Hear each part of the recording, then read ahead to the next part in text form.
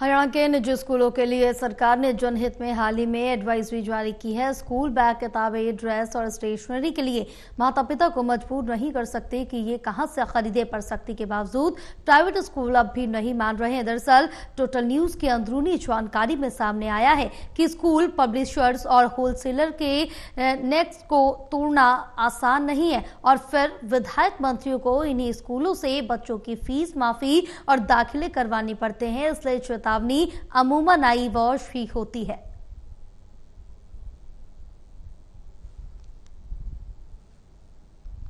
कार्रवाई तो उनके ऊपर होगी पक्का। जैसे शिकायत मिलेगी बख्शा नहीं जाएगा।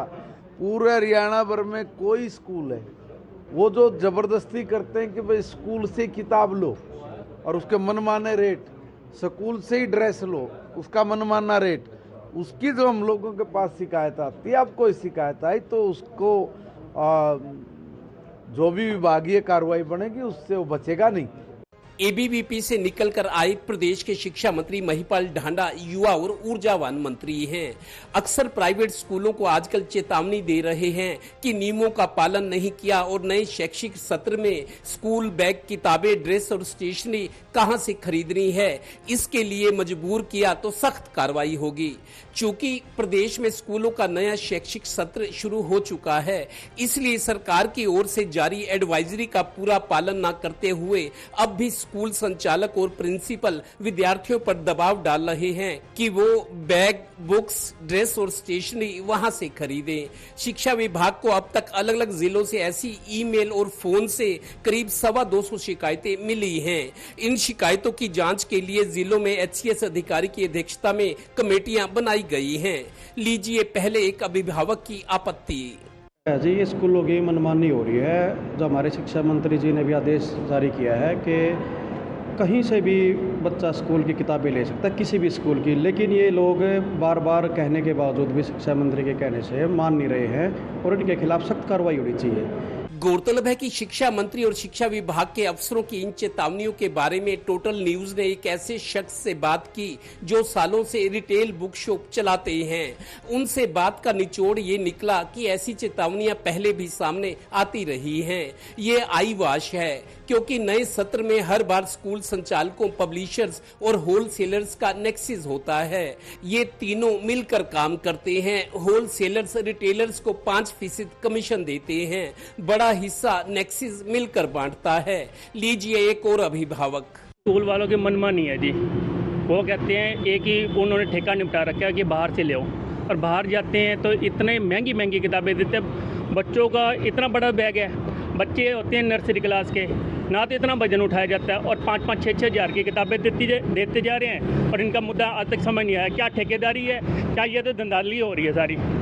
ये तो ये लगा लो कमीशन बेस पे, उधर से कमीशन दो, बच्चा पढ़ता नहीं है, ट्यूशन पढ़ाओ, ये करो, बैग लेकर आओ, वो क्या नाम, शूज़ लेकर आओ, कमीशनें पूरी हैं। एक शूज़ है 400 रुपये का, वहाँ जाके हमें मिलता है 1000 रुपये का। प्रदेश के स्कूलों में हर साल इस तरह की घटनाएं सामने आती हैं।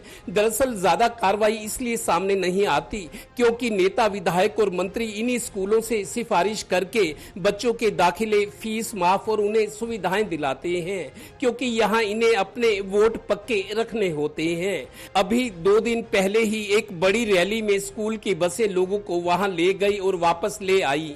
इसके अलावा बहुत से स्कूल राजनीति से जुड़े लोगों और अमीर लोगों के भी हैं। क्या इनके खिलाफ पहले कोई बड़ी कार्रवाई हुई है?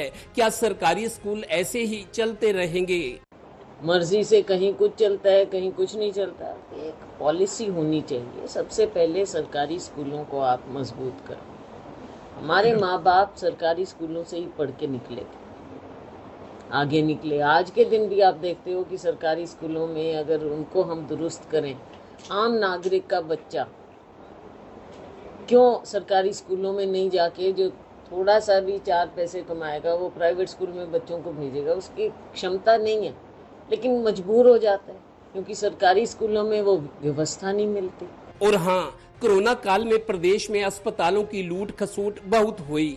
रोहतक, फरीदाबाद और हिसार में कुछ निजी अस्पतालों के खिलाफ जांच और दिखाने वाली कार्रवाई हुई, पर पानीपत में करीब 1 दर्जन प्राइवेट अस्पतालों के खिलाफ शिकायतें थी। किसी एक के खिलाफ भी कोई कार्रवाई नहीं हुई। अभी शिक्षा मंत्री हफ्ते में इस तरह की एक आध चेतावनी दे रहे हैं कि नियमों और हिदायतों की उल्लंघना पर प्राइवेट स्कूलों के खिलाफ कड़ी कार्रवाई होगी। क्या इस सेशन की समाप्ति के बाद गर्मी की छुट्टियों में जब स्कूल फिर खुलेंगे तो क्या शिक्षा मंत्री प्रदेश को बताएंगे कि प्रदेश में कितने स्कूलों के खिलाफ और कैसी कार्रवाई हुई है?